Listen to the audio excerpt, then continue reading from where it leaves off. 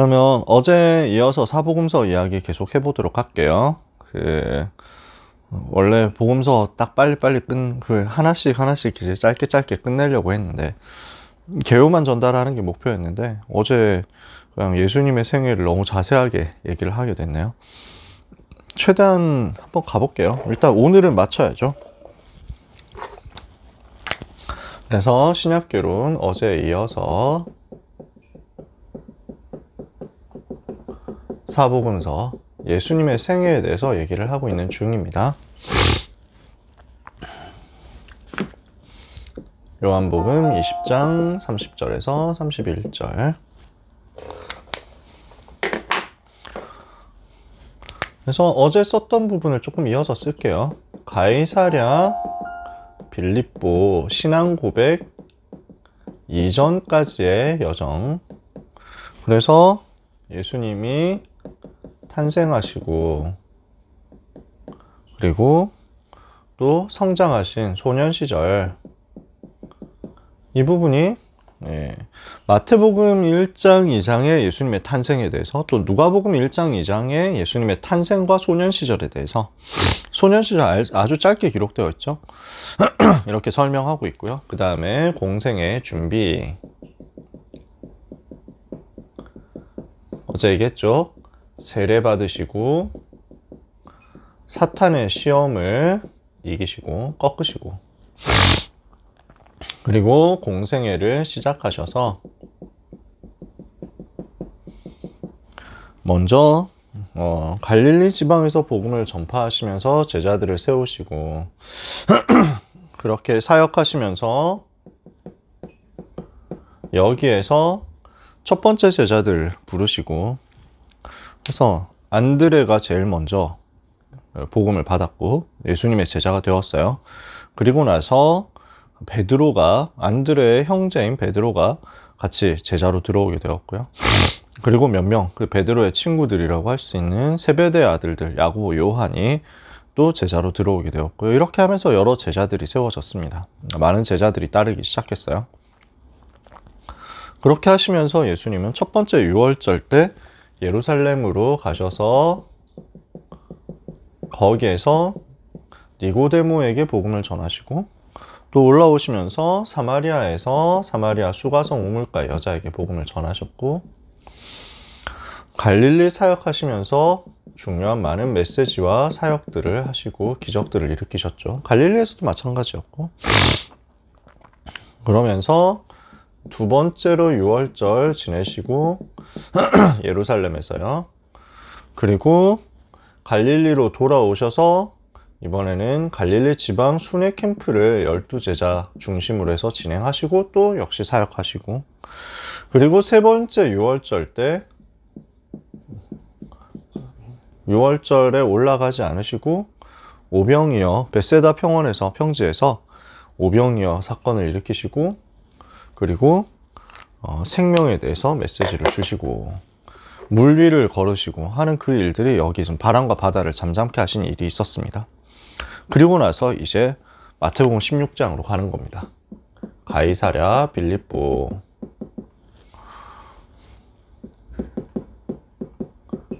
그 신앙 고백과 이후입니다.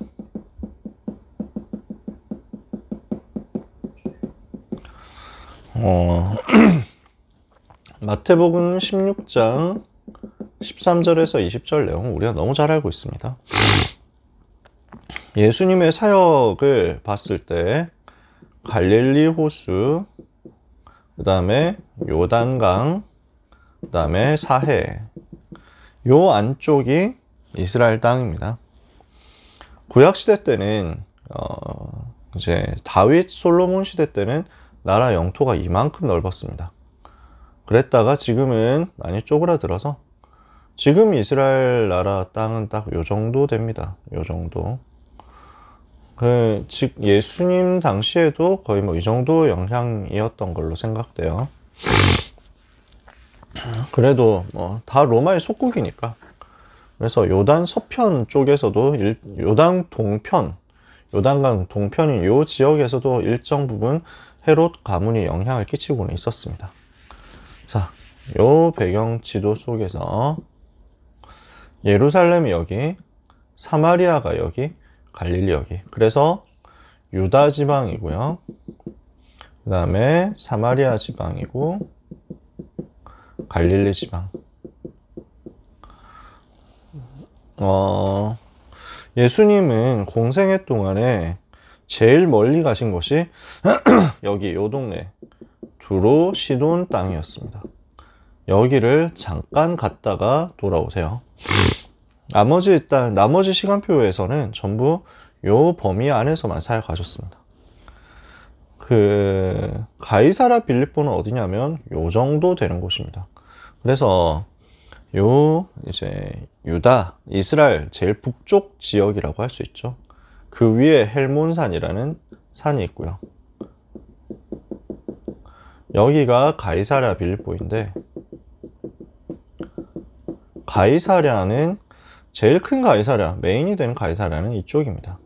대강 이쪽. 가이사랴라는 말은 카이사레아라고, 역사책에는, 우리가 흔히 배우는 역사책에는 보통 이렇게 표기되어 있습니다. 카이사레아. 그래서 카이사르의 도시라는 말입니다.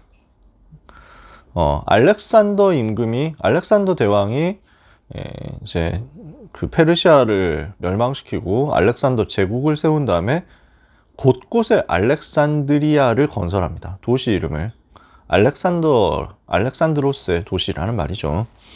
그걸 본따서 셀레우코스 왕조 시리아의 임금이었던 안티오쿠스도 똑같은 일을 합니다. 안티오키아라는 도시를 곳곳에 세우죠. 그게 안디옥이에요. 그래서 안디옥도 사도행전 11장에 나오는 그 안디옥이 제일 큰 안디옥이지만 다른 안디옥들도 조금씩 있습니다.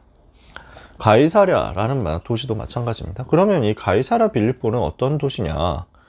빌립 빌립 임금이 자기 이름을 따서 도시를 만들어 놓고는 그것을 가이사에게 바친다, 황제에게 바친다, 봉헌한다 라는 의미로 세워놓은 겁니다. 큰 도시는 아니에요. 근데 여기 가이사랴 빌립보 지방에는 그래서 황제의 환심을 사기 위해서 헤롯 빌립 왕이 세워놓았던, 허용했던 우상 신전들이 있었습니다. 그래서 그리스 로마 신화에 나오는 판이라는 그 반인반수 신이 있거든요. 그 판신의 신전이 여기 있었다고 해요. 그러니까 가이사랴 빌립보라는 도시는 무엇을 말합니까? 하나님의 백성이 복음을 놓치고 속국되어 버리고 우상 신전 만들어 놓고 그 밑에서 심부름하고 있는 완전 실패된 모습을 말하는 거죠. 복음을 놓치고 나니까 어떻게 현장에 멸망이 왔느냐라는 것을 설명하는 겁니다. 그 가이사랴 빌립보에서 예수님께서 질문하시는 거예요. 사람들이 나를 누구라 하느냐? 세례요한이다, 예레미야다, 엘리야다, 선지자 중에 하나다. 정확한 복음 말고 자기가 생각하는, 자기가 각자 판단하는 뭔가의 이상형을 만들어 놓고 거기에 예수님을 끼워 맞추려고 하는 거죠. 그러니까 응답을 못 받아요. 그리스도를 모르니까. 너희는 나를 누구라 하느냐? 시몬 베드로가 대답하여 이르되 주는 그리스도시요 살아계신 하나님의 아들이시니이다. 그러면은 이 부분을 두고 지금까지 모든 것을 하셨단 말이에요. 예수님은 지금까지 공생의 사역을 지금 3년을 하셨다고요? 처음 시작하셔서 첫 번째 6월절, 두 번째 6월절, 세 번째 6월절 될 때까지 1년, 2년, 3년의 기간 동안 많은 기적을 행하시고 많은 사역을 행하셨습니다. 예수님의 사역을 크게 세 가지로 정리를 합니다. 이거는 다락방에서 정리한 게 아니라 일반 신학교에서 신학자들이 또는 교단에서 가르치는 내용이고, 저도 어릴 때 통합 측에서 그렇게 배웠습니다. 예수님의 사역은, 공생의 사역은 크게 세 종류의 사역인데 가르치시고 전파하시고 고치시는 것이었다. 근데 지금 우리가 보니까 이게 237 치유 서밋이었던 거예요. 가르치시고 렘넌트 서밋, 그리고 치유하시고 고치시고 병든 자 치유, 그리고 전파하셨다. 다민족 237. 그러니까 예수님이 하셨던 사역도 딱 이 세 가지 사역이었던 거죠. 근데 그렇게 하면서 많은 기적들을 행하시고 많은 메시지도 주시고 많은 일들을 하셨지만 목표는 어디에 있었냐? 의도는 어디 있었냐? 너희는 나를 누구라 아느냐? 였어요. 그러니까 베드로가 이거를 제대로 이해를 한 거예요. 제대로 붙잡은 거예요. 주는 그리스도시요 살아계신 하나님의 아들이십니다. 이게 나오니까, 이 고백이 나오니까 비로소 이때로부터 예수님께서 자기가 그리스도인 것을 제자들에게 집중적으로 확인시키시면서 그리스도는 무슨 일을 해야 되느냐? 보라, 이제 인자가 이방인들의 손에 넘겨져서 고난당하고 죽임당하고 부활할 것이다. 이걸 이야기하시기 시작합니다. 그러니까 예수님께서 공생애 동안 이렇게 많은 사역을 하시고 왔다 갔다 3년 동안 하셨는데 목표는 어디였냐? 요 신앙 고백이 있었단 말이에요. 이러니까 이때부터 사실은 이제 예수님의 여정은 십자가 대속을 완성하시러 가는 여정이 됩니다. 그래서 이 신앙 고백 이후에 약간 구분을 하기 위해서 좀 더 북쪽으로 올려볼게요. 헬몬산 여기로 올라가십니다. 뭐 어느 산인지는 모릅니다. 근데 신앙 고백 이후 마태복음 17장 1절에서 8절 높은 산에 올라가서 변화되셨다 라고 되어 있습니다. 거기에서 엘리야와 모세와 함께 메시지를 이야기를 나누시는 것을 이제 베드로와 야고보와 요한이 보죠. 그래서 베드로가 너무 충격돼 가지고 자기 무슨 말 하는지도 모르면서 주여 여기가 좋사오니 수막새 쓸 때 하나는 엘리야, 하나는 모세, 하나는 주님을 위하여 합시다. 이렇게 합니다. 근데 하나님의 음성이 하늘에서부터 들립니다. 내 사랑하는 아들은 내 기뻐하는 자다. 너희는 그 말을 들으라. 그래서 엎드려 가지고 그 음성 다 듣고 나니까 눈을 떠서 보니 엘리야, 모세 사라지고 오직 예수 외에는 보이지 아니하더라. 그래서 예수님의 사역이 구약의 모세와 선지자들이 이야기했던 그것을 성취하는 사역이라는 것을 여기서 증명하는 겁니다. 구약 성경을 그렇게 얘기를 하는 거예요. 모세와 선지자들의 글, 이렇게 관용적으로 표현합니다. 그러니까 모세, 율법의 대표, 그리고 엘리야, 선지자의 대표, 이렇게 해서 율법과 선지자의 글, 모세와 선지자의 글로 상징되는 구약의 모든 것이 예수님이 그리스도로서 하실 그 일을 예표하는 것이었다는 것을 확인시키고, 그래서 오직 예수를 통해서 이 일이 모두 성취된다는 것을 보여주신 거죠. 오직 예수. 그래서 가이사랴 빌립보에서 높은 산에 올라가셔서 변화되시고 이제부터는 십자가 지러 행진하시는 여정입니다. 이런 여정이 되는 거예요. 그래서 이렇게 가시면서 누가복음 신앙 고백 받으시고 그리고 오직 예수 이거 결론 나도록 변화산에서 보여주시고, 그리고 누가복음 10장 1절에서 20절 70인 제자를 파송하셔서 유대 땅 곳곳에, 유대 지방 곳곳에서 복음운동이 일어나게 하신단 말이에요. 그래서 12제자가 캠프했던 지역은 요 갈릴리 지역이었습니다. 둘씩 나눠져 가지고 마태복음 10장에서 이번에는 70인을 보내셔서 이 지역 전체에서 복음운동을 하게 하십니다. 흩어져서. 예수님도 가시면서 또 천국 복음을 전파하시고, 그래서 70인을 미리 보내셔서 이 지역에서 전도 캠프를 하게 하시고, 그 다음에 초막절에 올라가십니다. 예루살렘으로 올라가셔서 설교하십니다. 70인이 가서 전도하고 이제 예루살렘으로 모여들었겠죠. 그래서 예루살렘 사역을 하시는데 공생의 시작 이후 첫 번째 방문, 두 번째 방문, 세 번째 방문입니다. 네 번째 방문 때 십자가에서 죽으시게 되죠. 자, 여기에서 참고로 또 얘기해 볼 만한 것은요, 절기입니다. 구약 성경 있었던, 예수님 당시까지 있었던 절기예요. 6월절에서 시작합니다. 6월절 절기는 6월절, 무교절, 초실절로 구성됩니다. 그 다음에 50일 지나서 오순절. 그 다음에 7월이 되면 이게 1월이라고 할 수 있고 1월 10일 뭐 이 정도 되고 이게 한 3월 되나? 그러면서 7월쯤에 되면 그 추수 계절이 됩니다. 그때 나팔절부터 시작되고요. 대속죄일 있고 그 다음에 수장절이 있습니다. 그 다음에 그래서 요 수장절을 초막절이라고도 하고 장막절이라고도 합니다. 오순절은 맥추절이라고도 하고요. 칠칠절이라고도 하는데 다 같은 말입니다. 오순절, 칠칠절 같은 말이고 맥추는 보리, 추수 그 말이죠. 그 다음에 뒤에 나오는 게 뭐냐면 부림절입니다. 그 다음에 수전절입니다. 그럼 이렇게 해가지고 한 해가 끝나요. 예수님께서는 초막절 때 예루살렘에 가셨다가 수전절 때쯤 이제 수전절까지 사역을 하시고 나오십니다. 이게 수전절이 먼저인가 부림절이 먼저인가 제가 기억이 확실하지 않은데 이거 맨날 까먹어요. 그렇게 중요한 건 아니거든요. 그러면은 구약 성경에 나오는 세 절기는 요겁니다. 6월절, 오순절, 수장절. 그러면은 6월절 기간 동안에 일주일 정도 된다고 치면 요게 이렇게 구성이 되어 있는 거고요. 그 다음에 오순절, 그 다음에 수장절 이렇게 되는데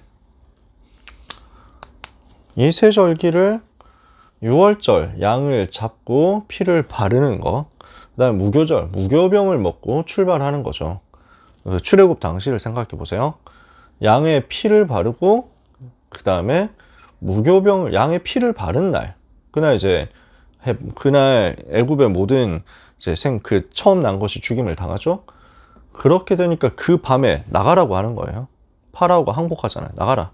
그래서 무교병을 먹고 바로 출발합니다. 그 다음에 명령하는 게 뭐냐면 그때 처음 그걸 한 건 아니고 레위기에 보면은 이렇게 하나님께서 지시하시는 거예요. 초실절을 지켜라. 무교절 다음 날 안식 후 첫날이에요. 그래서 지금으로 따지면 이게 금요일, 토요일, 일요일 됩니다. 그래서 무교절 다음 날 제사장은 들에 가서 밭에 가서 이삭을 처음 난 이삭이 있을 테니까 그 이삭을 떼어서 하나님께 제사로 드려라, 예배 드려라 이거예요. 그래서 이게 유대인 달력으로 1월이고 이게 7월이고 그 사이에 50일인데 6월절 플러스 50일인데 그러니까 지금 계절로 따지면 이게 봄, 이게 여름, 이게 가을 이렇게 됩니다. 가을 추수 이렇게 되고 요 계절이 이제 겨울, 이제 지금 계절로 따지면 이렇게 되고요.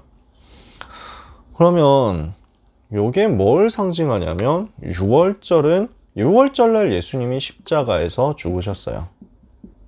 무교절날 무덤에 계셨어요. 그리고 초실절에 부활하셨어요. 이렇게 복음을 설명합니다. 오순절날 성령께서 임하시죠. 40일 동안 그들에게 보이시고 하나님 나라의 일을 말씀하셨잖아요. 부활 이후 40일. 그래서 오순절은 50이라는 말이니까 40일이 지나고 열흘 동안 마가다락방에서 기도 집중했다는 얘기가 되죠.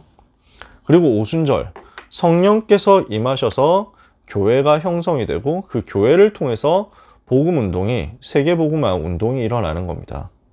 그래서 교회 시대라고 할 수 있습니다.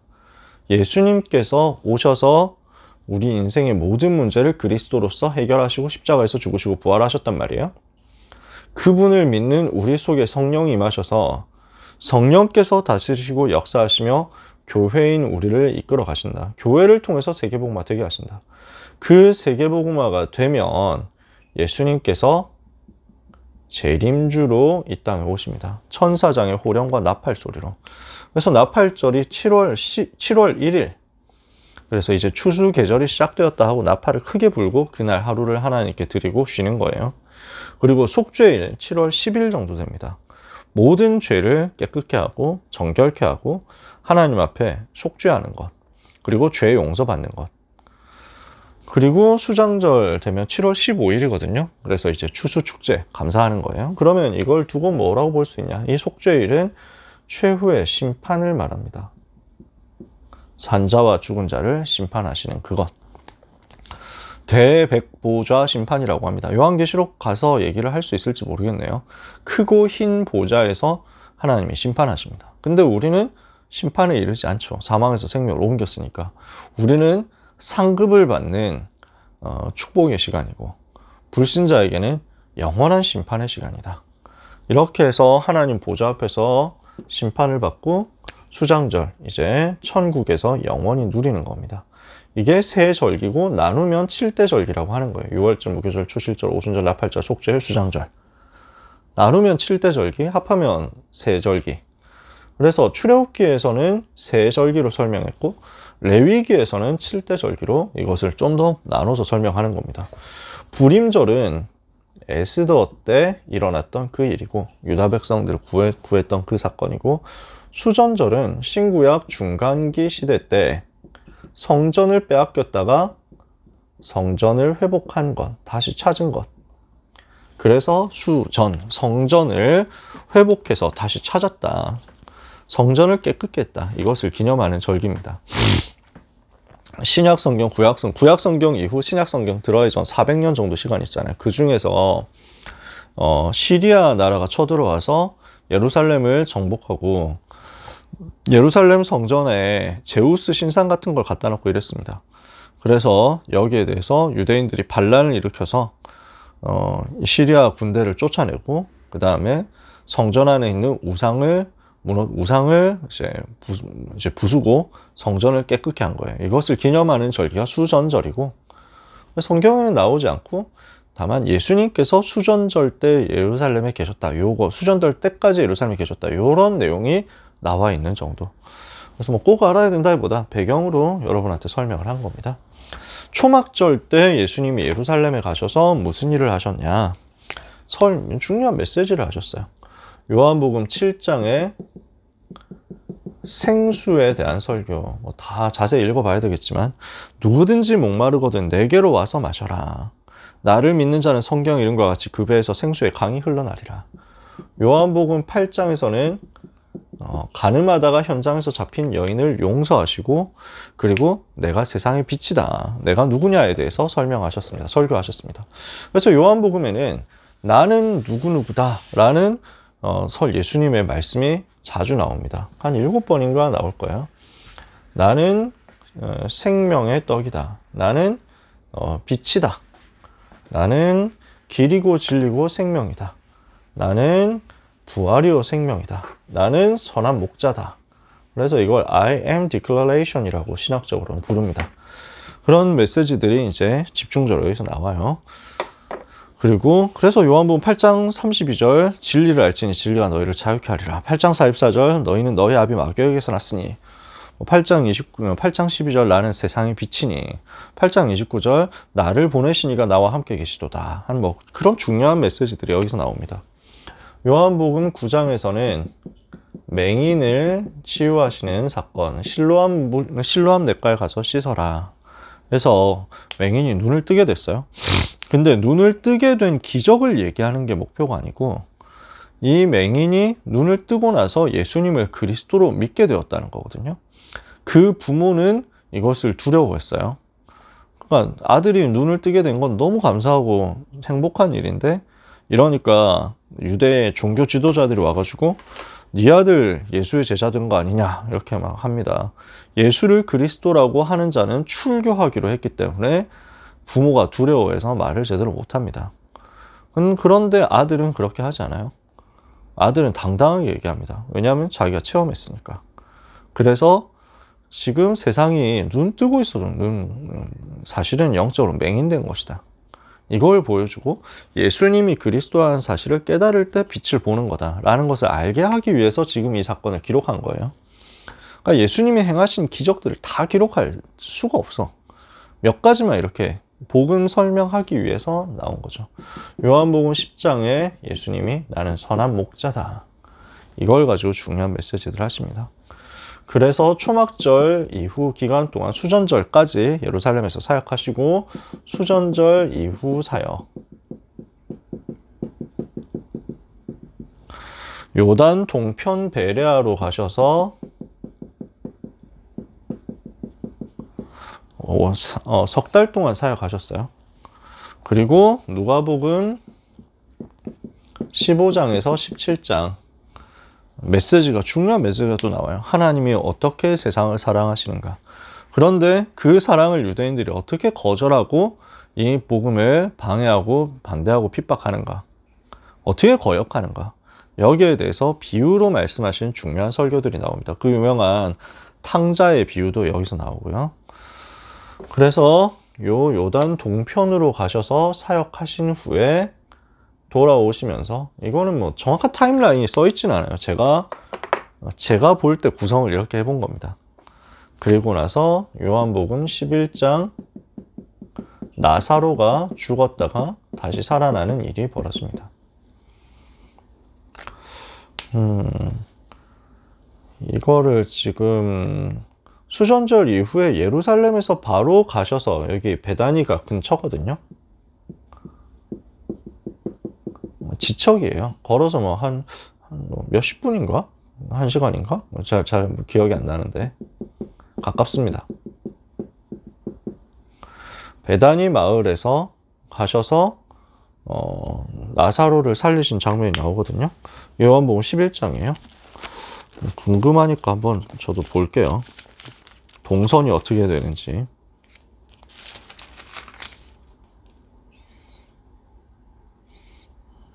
그죠? 그렇네. 그지? 그래서 지금 맞네. 요단 동편에 가셔서 석 달 동안 사역하신 이후에 베다니로 가셔서 죽은 나사로를 살리시는데요. 요때 여기서 사역하시는데 베다니에 있었던 나사로와 이제 누이가 마르다와 마리아입니다. 그래서 마르다 마리아가 마르다 마리아 나사로 이 3남매가 예수님을 굉장히 잘 따르던 제자였거든요. 근데 여기서 사역하시는데 소식이 들린 거예요. 나사로가 병들었습니다. 중병에 걸렸습니다. 와서 기도해 주시면 낫지 않을까 합니다. 근데 예수님께서 그 얘기를 들으셨는데 이제 인자가 영광을 얻을 때가 되었다. 빠르게 움직이시지 않아요. 그래서 우리 친구 나사로가 병들었다. 그러나 하나님께서 이것을 통해서 영광을 받으실 것이다. 제자들이 잘 못 알아들었거든요.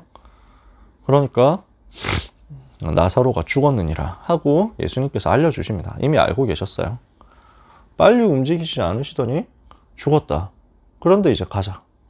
와보니까, 그래서 마리아 마르다 막 통곡하면서 좀만 빨리 오셨으면은 그냥 안 죽었을 텐데 하면서 막 이렇게 합니다. 우리 오빠 병 고쳐주셨어야 되는데 하면서.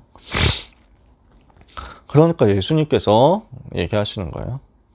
나는 부활이요 생명이니 나를 믿는 자는 죽어도 살겠고 무릇 살아서 나를 믿는 자는 영원히 죽지 아니하리니 이것을 네가 믿느냐. 마르다가 주여 그렇습니다. 주는 그리스도시요 세상에 오시는 하나님의 아들이신 줄 내가 믿습니다. 주는 그리스도시요 살아계신 하나님의 아들이십니다 라는 고백을 마르다가 여기서 또 합니다. 그러니까 예수님이 그 고백을 받으시고 무덤 앞으로 가셨습니다. 수많은 사람들이 지켜보고 있습니다. 야, 자기 사랑하는 그 사람이 병들어 죽는데 다른 사람을 고치면서 자기 사랑하는 사람 못 고치네. 야, 찌릿 하고 있습니다. 예수님께서 통분히 여기시며 눈물까지 흘리셨습니다. 믿지 않는 현장을 두고. 그리고 무덤 문을 굴려 놓았습니다. 그리고 말씀하시죠. 나사로야 나오너라. 죽은 지 나흘이나 되어서 시체가 썩어서 냄새가 나는데 나사로야 나오너라 하니까 나사로가 살아났어요. 그래서 그 세마포로 묶여있는 채로 나오니까 풀어놓아서 다니게 해라. 다시 살아난 거예요. 이게 엄청난 역사를 일으키는 겁니다. 지금 오병이어 통해서 여기서 수많은 사람들이 보고 충격받았죠. 지금 이제 가이사랴 빌립보 이후 쭉 내려오면서 70인 제자들이 여기서 사역도 했고 예수님께 사역하셨죠. 요단 동편에 가셔서 기적을 행하시고 이제 오셔서 베다니에서 나사로가 다시 살아났어요. 이걸 본 사람들이 너무 많아. 이렇게 되니까 이제 난리가 나는 겁니다. 요한복음 12장에서 마리아가 향유를 붓습니다. 예수님께. 이것은 예수님의 죽으심을 이제 예비하는 것이었습니다. 그리고 나서 예수님은 베다니에서 예루살렘으로 들어가십니다. 이게 지금 십자가 지시는 바로 그 주간이 되는 거예요. 분위기가 이해되세요? 가이사랴 빌립보 신앙 고백 이후 예수님은 십자가 지시로 이제 행진하시는 들어가는 겁니다. 그 위대한 여정, 그 모든 인류를 살리시기 위한 죽으시러 가시는 그 여정이 이제 클라이막스로 이르는 겁니다. 지금 보세요. 수많은 기적을 일으켰다. 이제는 죽은 나사로까지 살렸다. 난리가 나지 않겠어요? 그러니까 예수님을 이제 환호하면서 백성들을 맞이하는 겁니다. 반대로 유대인들은 지금 예루살렘에서 그 제사장이나 그 대제사장, 사두개인, 바리새인 이런 사람들, 예루살렘에서 예수님이 하셨던 사역들 얘기 많이 들었습니다. 그 앞에 세례요한 때문에 풍파가 한번 일었고, 세례요한은 죽었지만 헤로드 임금이 죽였어요. 근데 그 이후에 또 세례요한 죽이고 나서 좀 해결됐다고 생각했는데 그 이후에 계속 일들이 막 벌어지는 거예요. 아, 이건 뭐야 이렇게. 지금 세례요한 다시 났다고 얘기하는 사람들도 있고 하니까 그럴 리가 없지만 이거 무슨 일이냐 하면서 막 난리치고 있거든요. 그 난리가 났으니까 이것 때문에 막 전전긍긍하고 있어요. 근데 막 곳곳에서 기적 일으켰다고 하는데 얘들은 안 믿죠. 일단 내가 본 것도 아니고 하면서 막 사진이 있는 것도 영상 있는 것도 아니고 안 믿을 거야. 근데 점점 예수님 따르는 사람들이 많아지고 오실 때마다 메시지 하시는데 또 기적을 행하시는데 사람들 몰려가고 예루살렘에서 막 동요 일어나는 거예요. 그러니까 진짠가 하고 막 사람들은 이제 막 점점 따라 붙죠. 얘들은 무서운 거예요. 종교인들이 무섭다고. 그래서 그 팀들이 가가지고 예수님을 시험하는 얘기도 하고 예수님 그 모순에 빠뜨려야 되겠다 해가지고 한번 골탕 먹여야 되겠다 하는데 안 되잖아요. 다 무너지거든. 이러니까 야 저거 없애야 되는데 라는 게 고조되는 겁니다. 그래서 예수님이 예루살렘으로 이제 들어가시려고 하는 그때는 어떤 상황이냐. 저분이 우리의 왕이 되면 우리 로마의 압제에서 벗어날 수 있을 것 같다. 저분이 우리의 왕이 되면 모든 문제 해결해 줄 것 같다.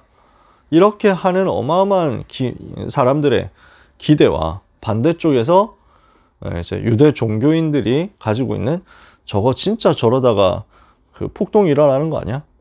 저러다가 진짜 막 사람들 다 따라가지고 막 하는 거 아니야? 신성모독인데 참남하게 자기가 하나님의 아들이라고 자기가 그리스도라고 하는데 저거 없애야 되는데 라는 음모가 공존하는 겁니다. 그 상황에서 예수님이 예루살렘에 입성하십니다. 그리고 십자가를 지시고 죽으시고 다시 살아나십니다. 이게 일주일 동안 있었던 일이에요.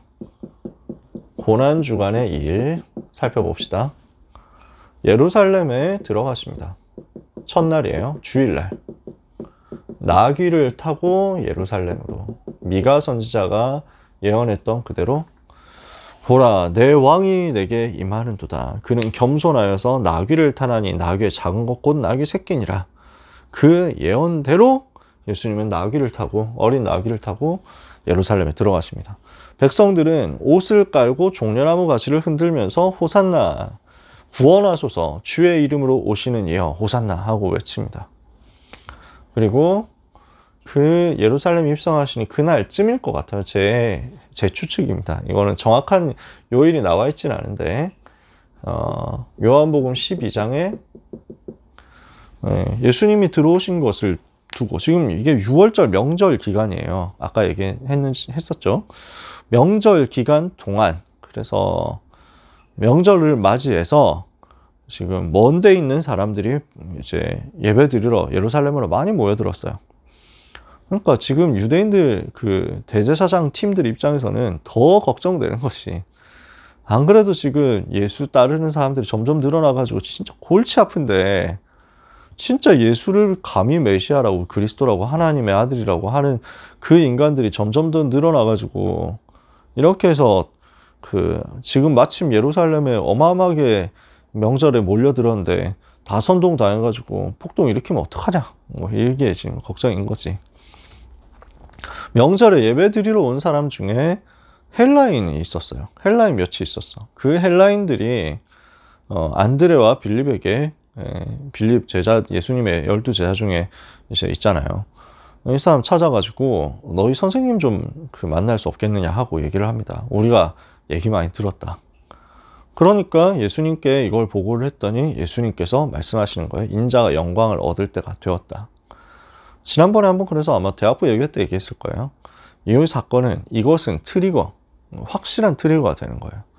예수님께서 십자가에 죽으시는 이것이 유대인만을 위한 것이 아니라 모든 이방인들도 알게 되는, 전 세계를, 모든 인류를 살릴 수 있는 구원의 길을 여시는 사건이 되는 것.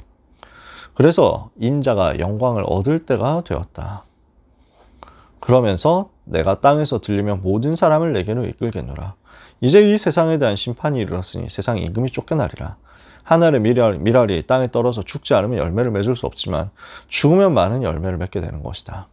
자기의 죽으심으로 모든 사람을 살릴 길을 여실 것을 말씀하시는 사건입니다. 요한복음 12장. 예루살렘에 주일날, 이렇게 일요일날 입성하십니다.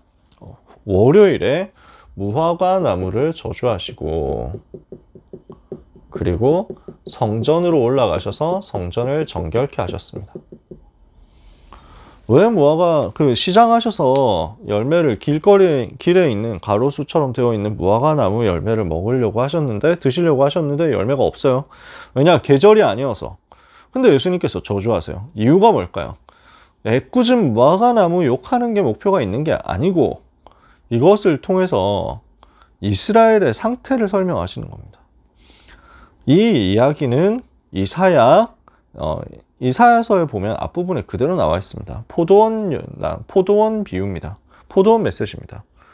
그래서 포도원의 노래라고 하는데, 내가 좋은 열매를 맺기를 바라고 포도나무를 심었는데 좋은 열매를 맺지 않고 쓴 포도를 맺었다. 이게 어떻게 된 것이냐 하면서 하나님께서 슬퍼하시는 내용을 설명하는데, 지금 이것도 마찬가지예요.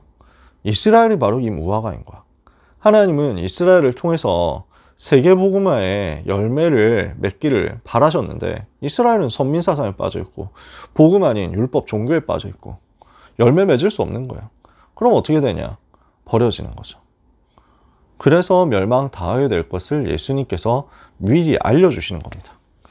그리고 성전에 올라가셔서 성전의 주인 되신 그리스도를 알아보지 못하는 성전, 장사하는 동네가 되어버린 성전을 정결케 하셨어요.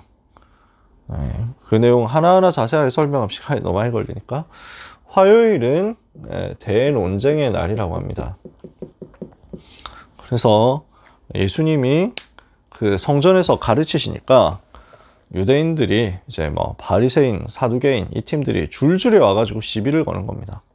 율법학자들이 와서 이거 어떻게 생각합니까? 하면서 모순에 빠뜨리려고, 함정에 빠뜨리려고. 대표적인 게 이거 가이사에게 세금 바쳐야 됩니까? 말아야 됩니까?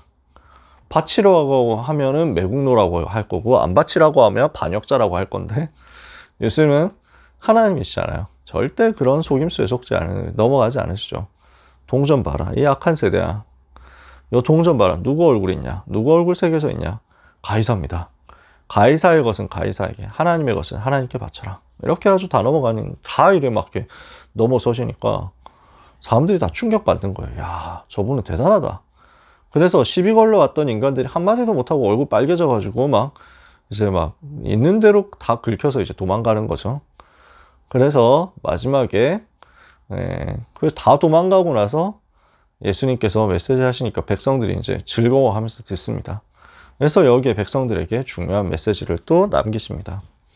그래서 이날 대논쟁의 날이라고 합니다. 그리고 성전을 보시고 탄식하면서 돌 위에 돌 하나도 남지 않고 무너지게 될 것이다. 성전 옆에 산이 감람산입니다. 예루살렘이 이렇게 되어 있으면 요 부분이 성전이거든요. 아니다. 요 부분이 성전 맞나? 그래서 여기에 엄청난 성전이 이렇게, 성전 이제 성전 컴플렉스가 이 정도 큽니다. 예루살렘 안에서. 성전 구역이 이만큼 커요. 이 안에 성전 건물이 이 정도 되고, 헤롯 성전이 여기가 감람산입니다. 그래서 북쪽 이쪽, 서쪽 이쪽입니다. 동쪽 이쪽. 그래서 예루살렘 동쪽에 예루살렘이 이제 산지 지역이에요. 높은 곳에 있어요. 그리고 여기 기드론 시내라고 있습니다. 마가다락방 이 정도 됩니다. 골고다는 어디냐 했을 때 여러 가지 이론들이 많습니다. 여기다 아니면 여기다 뭐 이런 이론들. 골고다는 아직까지 정확하게 밝혀지지 않았어요. 갈보리가 어디냐. 그래서 이 성전구역이 이만큼 크고요. 여기가 감람산인데 올리브 언덕입니다. 올리브 나무가 있는 산 뭐 야트막해요. 그래서 이 산에서 보면 요 감람산에서 이렇게 바라보면 성전이 내려다 보입니다. 이 성전이 어떻게 생겼냐면 헤롯 시대. 그래서 이렇게 성전이 어마어마하게 크게 되어 있습니다. 진짜 뭐 몇십 미터짜리 옛날 그 건축 기술로는 뭐 구현하 야, 어떻게 이런 걸 만들었냐 싶을 정도의 엄청난 단지입니다. 그래서 여기 이렇게 만들어져 있고 양쪽 끝에 회랑들이 이렇게 쭉 있습니다. 그래서 여기를 솔로몬의 행각이라고 부르고요. 이 안쪽에 비도 피할 수 있는 뭐 처마처럼 되어 있고 여기 아래에서 사람들은 대화하고 토론하고 합니다. 이게 전형적인 로마식 건축 양식입니다. 그래서 여기 성전이고 이 성전 주변으로는 그 로마식 양식을 만들어서 행각, 솔로몬의 행각. 그 다음에 여기가 뜰입니다. 뜰이 세 가지가 존재합니다. 첫 번째, 이방인의 뜰입니다. 원래 성전에는 이방인의 뜰이라는 게 없었습니다. 근데 헤롯이 성전 단지를 관광객 보여줄 수 있는 종합 단지처럼 개발을 한 겁니다. 그래서 여기 이방인들은 여기까지 와서 구경해라 라는 겁니다. 그 다음에 여기 안쪽이 여인들의 뜰입니다. 이스라엘 여자들은 여기까지만 가라. 이 안쪽이 그 다음에 성전, 옛날의 성막들, 성전뜰이라고 할 수 있는 이스라엘의 뜰입니다. 그래서 새 뜰이 있기는 한데 그 새 뜰은 다윗 시대에는 새 뜰이 없었고 다윗 이전 그러니까 솔로몬 때도 마찬가지고 새 뜰이라는 게 없었어요. 성막에도. 궁금하면 여러분이 성막에 대한 성전에 대한 그림을 인터넷에서 검색하면 금방 나옵니다. 근데 헤롯이 성전을 지으면서 이렇게 많이 넓혀 놓은 거예요. 그럼 이방인의 뜰은 뭐냐? 이방인이 여기까지 가라. 여인들의 뜰은 뭐냐? 여자들은 여기까지만 가고 더 이상 가지 마라. 이스라엘의 뜰, 유대인 남자만 여기 들어갈 수 있다. 이렇게 제한하는 게 삼뜰이었습니다. 그러니까 예수님이 보실 때는 이 성전이 전혀 그 세계복음화하고 맞지 않는 거예요. 돌 위에 돌 하나도 남지 않고 무너질 것이다. 슬퍼하시면서 말씀하시죠. 그 예수님의 애절한 마음이 성경에 기록되어 있습니다. 예루살렘아, 예루살렘아, 암탉이 새끼를 모은 것이 내가 새끼를 날개 아래 모으려 하는 것 같이 내가 너희를 모으려 한 것이 얼마나 많았느냐. 이제 네가 곧 멸망당하고 무너질 것이고 너는 앞으로 찬송하리로다 주의 이름으로 오시는 이여 하기까지 다시 나를 보지 못하리라 하십니다.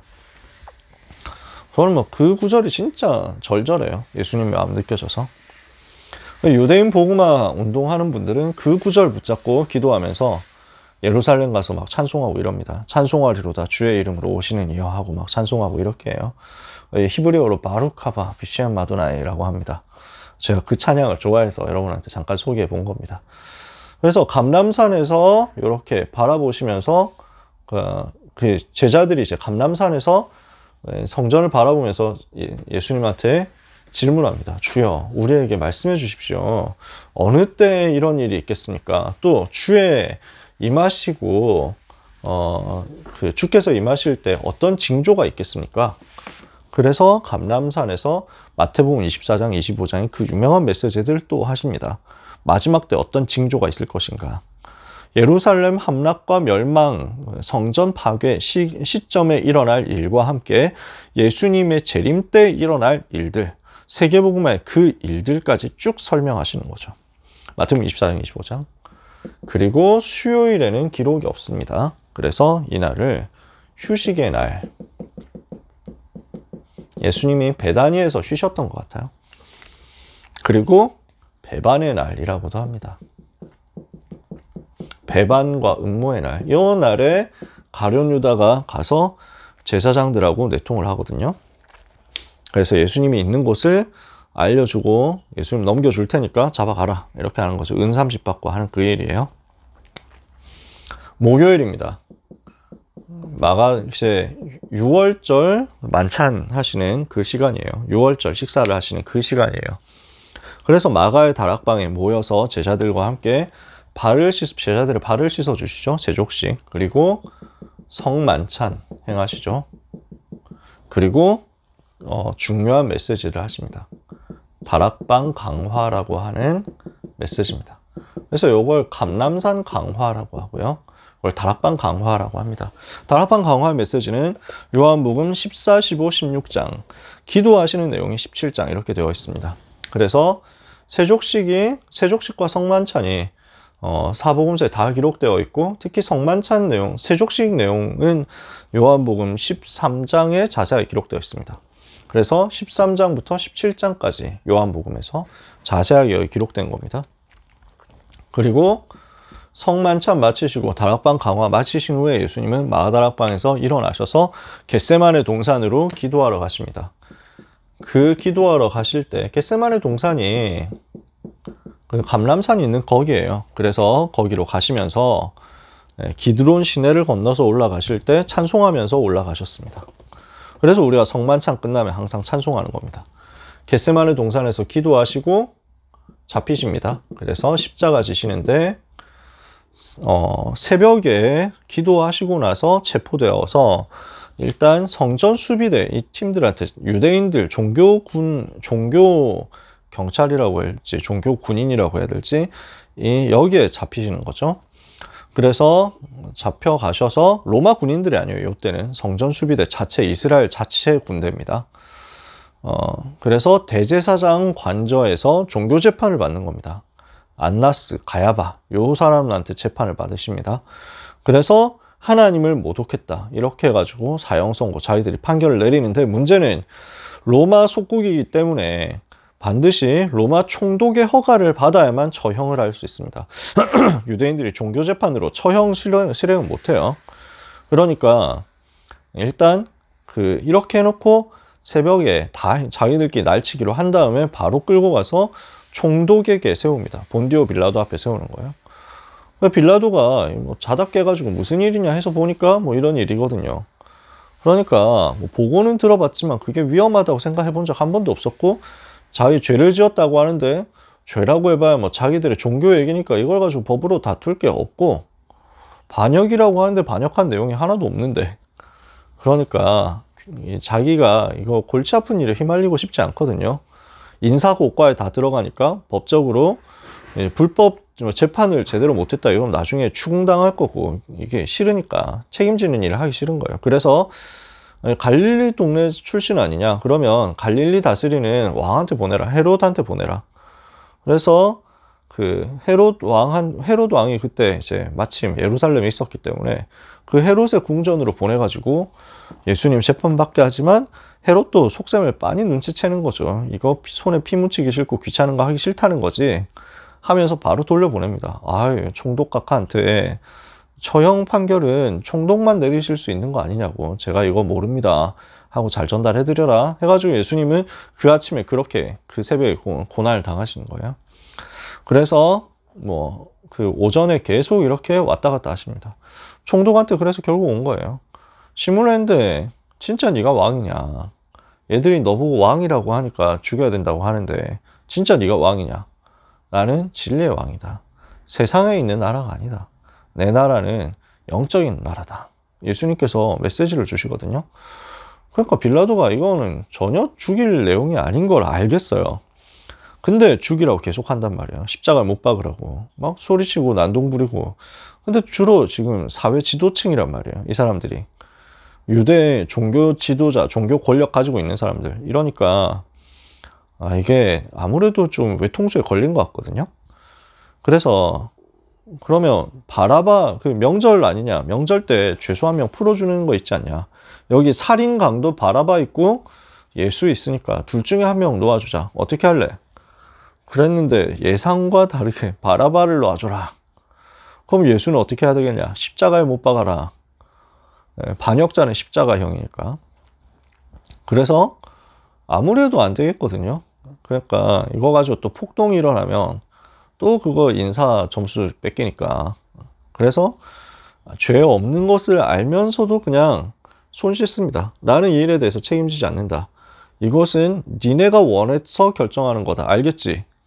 하니까 유대인들이 뭐라고 합니까? 좋다고. 그 피를 우리와 우리 자손들에게 돌릴지어다.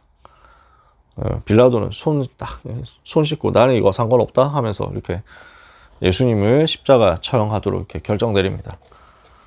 그리고 예수님은 그래서 그 왕이라는 유대인의 왕이라는 죄목으로 십자가 처형 당하게 되었으니까. 그래서 그 왕복을 잠깐 입히고 막 이제 병사들이 조롱하는 겁니다. 그때 당시 로마 군인들 비롯해가지고 로마 사람들이 속주민을 사람 취급 안 했습니다. 그러니까 우습게 여기고 조롱하는 거죠. 그리고 침뱉고 채찍질하고. 그래서 원래 그렇게 해요. 처형할 때 그 채찍질을 엄청 해가지고 살점 다 뜯겨나갑니다. 그 채찍 끝에 쇳덩어리가 들어있거든요. 그래서 그 감기면서 등을 채찍으로 칠 때 등에 감기면서 살점을 다 뜯어나가요. 이걸 뭐 수십 번 때린다 이러면 거의 이제 초죽음 되는 거예요. 요 상태로 만들어 놓은 다음에 십자가를 지고 가도록 합니다. 그래서 지금 금요일 아침이죠. 오전 내내 이런 일들이 있었습니다. 그래서 예수님은 지금 한숨도 못 주무시고 지금 여기까지. 그러니까 그렇게 고난 당하시는 거예요. 그래서 십자가 지시고 가시다가 몇 번을 넘어지셨다. 뭐 천주교에서는 뭐 그런 식으로 얘기를 합니다. 그래서 갈보리산에서 십자가에 지셔서 십자가에 달리시는데 못 박히시는데 그때가 오전 9시. 여기에서 7번 얘기하십니다. 7마디 얘기하세요. 첫 번째가 아버지여 저들이 하는 일을 용서해 주옵소서. 자기들이 하는 일을 알지 못함이니이다. 두 번째가 네가 오늘 나와 함께 낙원에 있으리라. 세 번째가 여자여 보소서 아들이니이다. 보라 내 어머니다. 네 번째가 엘리 엘리 라마 사박다니 나의 하나님 어찌하여 나를 버리시나이까. 다섯 번째 내가 목마르다. 여섯 번째 다 이루었다. 일곱 번째 마지막 아버지여 내 영혼을 아버지 손에 의탁하나이다. 이렇게 7마디 하시고 죽으셨습니다. 죽으실 때 온 하늘이 어두워지고 땅이 흔들리고 하면서 사람들이 알게 되죠. 진실로 하나님의 아들이었구나. 그리고 이게 금요일 날 있었던 일입니다. 그리고 토요일 날 무덤에 장사 지낸 바 되어서 아리마대 사람 요셉의 무덤에 묻히게 되셨습니다. 금요일 날 오후에 무덤에 묻히셨죠. 그래서 금요일 날부터 토요일 날까지. 그래서 오전 9시에 십자가에 달리시고 오후 3시에 운명하셨습니다. 정오부터 어두워지고 그런 기록들이 이제 남아있죠. 그때 특징적인 것은 이게 전부 구약 성경을 성취하는 사건들이었어요. 십자가 죽으시는 것까지도 아주 디테일하게 구약 성경에 예언되어 있고 그 예언을 하나하나 다 성취합니다. 그의 뼈가 부러지지 않을 것이다. 그 모든 뼈를 세게 될 것이다. 그들이 속옷과 겉옷을 제비 뽑나이다 하는 것들 다 기록되어 있습니다. 하나하나 다 얘기할 시간이 없죠. 가시관을 쓰시고 손발에 못이 박히시고. 그래서 십자가에 달리셨을 때 원래 십자가형은 뭐 일주일에서 10일 정도 살아 있습니다. 그러니까 계속 고통당하면서 죽어가도록, 서서히 죽어가도록 하는 좀 잔인한 형벌이거든요. 근데 유대인들 입장에서는 그 예수님을 십자가 못 박으려, 예수님을 죽이려고 했던 이 유대인 인간들을 입장에서는 소란스럽게 하고 싶지 않은 거예요. 지금 아주 갑자기 일어난 일이거든요. 지금 주일날 예루살렘 입성하실 때 왕으로 입성하셨는데, 그래서 뭐 성전 정결하게 하시고 성전 정결하게 하시고 뭐 논쟁하시고 했던 요 날까지도 막 백성들이 다 따라 붙고 와 잘한다 하면서 막 박수 치고 이랬거든요. 근데 지금 불과 3일 만에 이렇게 그 십자가형 했단 말이야. 이거는 지금 전광석화처럼 진행을 한 거예요. 유대인들 입장에서, 이 바리새인들 입장에서, 사두개인. 그러니까 소문 더 나면은 예수를 따르던 사람들이 진짜 난리칠 수도 있다. 폭동 일으켜가지고 막 십자가에서 내려버리고 뭐 이럴 수도 있다. 그걸 두려워한 거죠. 빨리 죽여서 끝내자. 그러면은 자기들의 이제 막 따르는 이제 뭐 지도자가 그 순식간에 죽어버리고 나면 다 흩어지지 않겠냐. 아무 세력 없어질 거다. 원래부터 힘 없는 애들이다. 라고 생각을 했을 거예요. 그리고 요 토요일이 무교절 큰 안식일입니다. 그래서 안식일이면서 명절 속에 있기 때문에 큰 날이라고 했습니다. 그러니까 요 날은 거룩한 날이라서 이 날에 부정한 것을 두면 안 된다. 이렇게 한 겁니다. 그러니까 시체, 사람 죽는 그 처형당하는 그것도 부정한 것이라고 봤기 때문에 그래서 빨리 죽여달라고 부탁을 합니다. 그러니까 이제 며칠이 걸리고 최대 막 보름까지도 살아있는데 그날 바로 죽여달라고. 근데 가서 죽이려고 가서 보니까 죽이는 방법이 다리를 부러뜨리는 거예요. 그럴 때는 일부러 부러뜨립니다. 그래서 쇼크사로 그 다음에 몸무게 하중 견디지 못해가지고 죽도록 만드는데 근데 이미 죽으셨어요. 그러니까 벌써 죽었단 말이야? 하고 확인해봐라 해서 창으로 옆구리를 찌릅니다. 그래서 물과 피가 다 쏟아져 나왔습니다. 이것이 두 가지 구약성경 예언을 성취하는 거였어요. 그의 뼈가 하나도 상하지 아니하리라 했던 메시지와 구약성경 예언과 그들이 그 찌른 바를 보게 될 것이고 그날에 예루살렘을 향하여 예루살렘과 다윗의 백성을 향해서 그 죄와 더러움을 씻는 셈이 열리게 될 것이다. 스가랴 선지자 예언한 것이 성취되는 시간이었어요. 시편과 스가랴가 말씀이 성취되고 그리고 장사되었는데 이사야 53장의 말씀대로 그가 죄가 없음에도 죄인들과 함께 죽었고 그래서 그 강도 살인 강도들하고 옆에서 십자가 지셨잖아요. 십자가 달리셨잖아요. 그리고 죄가 없는 의인인데도 불구하고 그 무덤이 그가 부자의 무덤에 장사되었다. 그 예언 그대로 성취가 됩니다. 이게 고난 주간에 있었던 일이고 부활하시고 그 이후 40일 동안 어떻게 보이셨냐. 오늘은 끝냅시다. 조금 길어지더라도 여러분 바쁘신 분은 먼저 가시고 나중에 영상 보셔도 돼요. 자, 예수님이 이렇게 토요일까지 무덤에 계셨다가 일요일 새벽에 부활하십니다. 그것을 제일 먼저 본 사람이 막달라 마리아였습니다. 7 귀신 들려가지고 고통당하던 사람인데 예수님 만나고 복음받았거든요. 그래서 먼저 예수님이 죽으실 때도 그 멀리서 보고 있었고 그 다음에 막달라 마리아와 야고보의 어머니 마리아, 야고보의 어머니가 아마 그 우리 아들 둘을 야고보와 요한의 어머니인데 우리 아들 둘을 예수님께서 그 왕이 되시거든 한쪽은 우편에 한쪽은 좌편에 앉혀주십시오 했던 막 그 사람인 것 같아요. 야고보의 어머니 마리아 그리고 요한나 또는 살로메라고 하는 세 사람이 무덤에 이제 가서 시체에 기름을 바르러 갔거든요. 근데 무덤이 비어있단 말이야. 이게 무슨 일이냐. 그래서 마가다락방은 급히 와서 제자들에게 얘기합니다. 무덤이 비었습니다. 그러니까 베드로와 요한이 뛰어와가지고 무덤을 확인했는데 진짜 비었거든요. 어떻게 된 거냐. 그래서 다시 희한한 일이다. 무슨 일이냐 했는데 일단 다시 돌아가요. 막달라 마리아만 남아가지고 도대체 우리 선생님 시체가 어떻게 됐겠냐 이렇게 해서 막 슬피 울면서 돌아다니다가 딱 한 사람 만나는 거예요. 그래서 동산지기인 줄 알고 혹시 우리 선생님 시체 훔쳐간 사람 못 봤습니까? 하니까 마리아야 하시거든요. 누굽니까? 우리 주님이시거든. 라보니어 선생님 이렇게 합니다. 그래서 이제 부활하신 예수님을 제일 처음 만난 겁니다. 가서 제자들에게 말해라. 갈릴리에 가서 보자고 말해라. 내가 이제 아버지께로 올라갈 때가 아직 되지 않았다. 그때까지 만날 테니까 갈릴리에 가라고 얘기를 해라. 라고 하시고 사라지세요. 그래서 막달라 마리아가 이 사실을 제자들에게 말했는데 제자들이 안 믿어지거든요. 그리고 엠마오 마을로 가는 제자들이 있었어요. 두 사람의 제자가 가고 있었는데 하나는 글로바고 하나는 이름이 밝혀져 있지 않습니다. 예루살렘에서 남쪽으로 가는 그 중이에요. 예수님이 무덤이 비었다라는 소식까지만 듣고 그래도 설마 하면서 내려가는 겁니다. 근데 그 길에서 예수님이 나타나셔서 얘기하시죠. 뭐 이렇게 슬퍼하느냐, 왜 이렇게 얼굴이 슬픈 빛이냐 하니까 못 들었습니까? 우리에게 있었던 그 위대한 훌륭한 선지자인데 우리는 그분이 이스라엘을 해방할 자라고 믿었습니다. 근데 악한 인간들이 그분을 죽여가지고 그분은 죄도 없이 죽었습니다. 이 얼마나 슬프고 억울한 일입니까?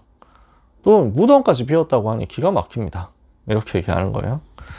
그러니까 이 어리석고 말씀을 안 믿는 사람들아, 그리스도가 그 고난을 당한 이후에 부활할 것이라고 성경이 얘기하지 않았냐 하면서 성경을 풀어서 말씀해 주십니다.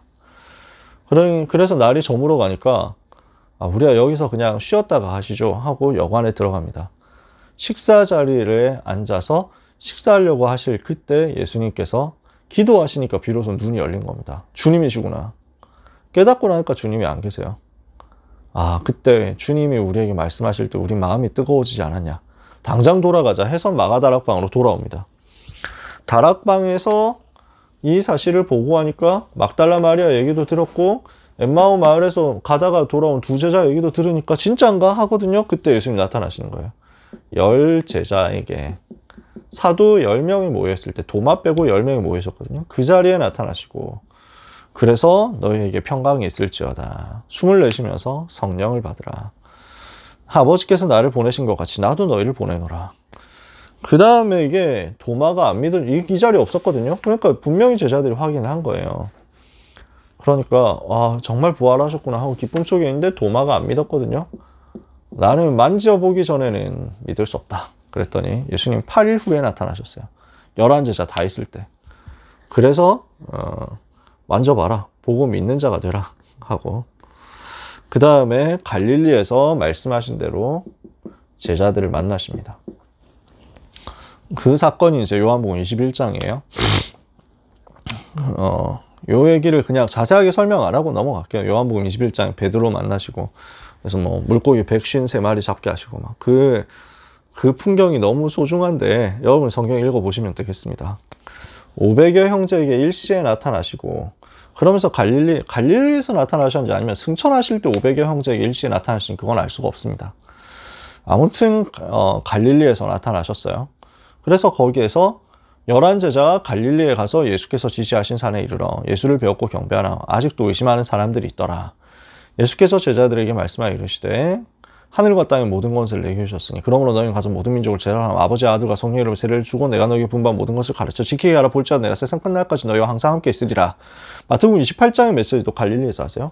그리고 마지막에 그 이후에 500 형제에게 일시에 나타나시고 야고보에게 나타나시고 맨 마지막에 만삭되지 못하여 난 자 같은 내게도 보이셨느니라. 이렇게 40일 동안 계시면서 이렇게 부활하신 것을 보이시고 복음을 다시 한번 확인시켜 주시는 거죠. 그리고 맨 마지막에 감람산에서 메시지 주시고 승천하시는 겁니다. 이게 지금 사도행전 1장에 나오는 그 내용이죠. 사도행전 1장 4절에서 8절, 11절까지 나오는 그 내용입니다. 그럼 요 기간이 이제 40일이 된단 말이에요. 그럼 요때 무엇을 주셨다? 부활하신 것을 보여주시고 하나님의 나라를 말씀하시면서 개인을 치유하시고 그 개개인에게 미션을 주시고 그러면서 지상 명령을 주셨다. 이거보다 더 중요한 명령 없다는 거예요. 그 명령이 세계복음화. 그래서 지상, 제일 높은 명령이란 말이죠. 세계복음화에 대한 명령을 주시고 약속을 주시고 승천하셨다. 여기까지 예수님의 생애에 대해서 우리가 살펴봤습니다. 그러면 빠르게 결론하고 마칠게요. 사복음서가 말씀하는 것은 뭡니까? 우리는 이 속에서 무엇을 찾아내야 됩니까? 예수님은 구약의 모든 약속을 성취하신 그리스도시다. 이거 붙잡으라는 겁니다. 요한이 이걸 쓴 거예요. 예수님은 구약의 약속을 성취하셨고 삼직분을 가지고 모든 문제를 해결하시고 끝내신 그리스도시다. 그분을 믿고 생명을 얻게 하는 것이 성경의 기록 목적입니다. 그래서 요한복음 20장 30절 31절입니다. 그를 믿어 예수께서 하나님의 아들 그리스도이심을 알게 하고 그를 믿어 생명을 얻게 하기 위해서 내가 이것을 썼다. 그 주님이 세계 복음화를 명령하셨어요. 그리고 세계 복음화 할 수 있도록 제자를 세우시고 그 제자들에게 완벽한 전략도 방법도 메시지도 주셨단 말이에요. 그래서 세계복음화를 명령하시고 그 방법을 다 이미 허락하신 것이 사복음서에 계속 드러나 있습니다. 요한복음 20장 21절에 아버지께서 나를 보내신 것 같이 나도 너희를 보내노라. 마태복음 28장에 모든 민족, 마가복음 16장에 만민, 사도행전 1장 8절 땅끝. 이것이 주님의 명령이고 방법이란 말이에요. 그래서 우리는 주님이 보여주신 모범을 따라서 주님이 하신 훈련을 따라서 주님이 지시하신 방법을 따라서 사는 겁니다. 그래서 마태복음 9장 35절에 가르치시고 전파하시고 고치신 그 사역을 우리가 하면서 누가복음 9장 23절 자기 십자가를 지고 주님의 제자로서 주님 따라가는 겁니다. 마지막, 그래서 우리는 제자로 살아가는 겁니다. 주님의 제자니까 주님을 더 알고 주님의 마음을 알고 주님께 순종하고 주님을 따라가는 주님의 제자다. 이것을 우리가 마음에 담아야 되겠습니다. 마태복음 4장 19절 우리를 사람 낚는 어부로 부르셨죠. 요한복음 12장 26절 우리 주님을 위해서 살아가면서 그래서 우리 목숨을 얻으려 하면 잃어버릴 것이고 잃어버리는 자는 얻을 것이다. 미랄처럼 우리 주님 따라가는 거예요. 요한복음 14장 21절에 그래서 우리 주님께 순종하고 주님 주신 계명을 지키고 이렇게 해서 제자로 사는 것이다. 복음과 전도와 예의를 위한 제자.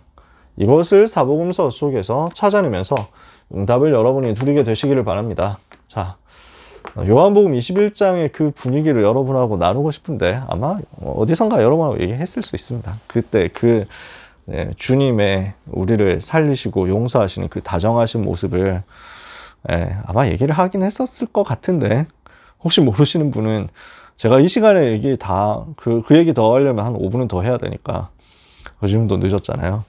그래서 여러분 스스로 읽어보시고 은혜를 받으셨으면 좋겠어요. 우리 주님이 어떻게 사셨는지 하나님이 이 땅에 오셔서 무엇을 우리에게 주셨는지 이것을 감격 속에서 많이 누리셨으면 좋겠습니다. 오늘 여기까지 하도록 할게요. 괜찮으실까요? 질문 있으신가요? 아무쪼록 많이 읽어보시고 은혜 받으시길 바랍니다. 어제 오늘 사복음서 수고하셨고요.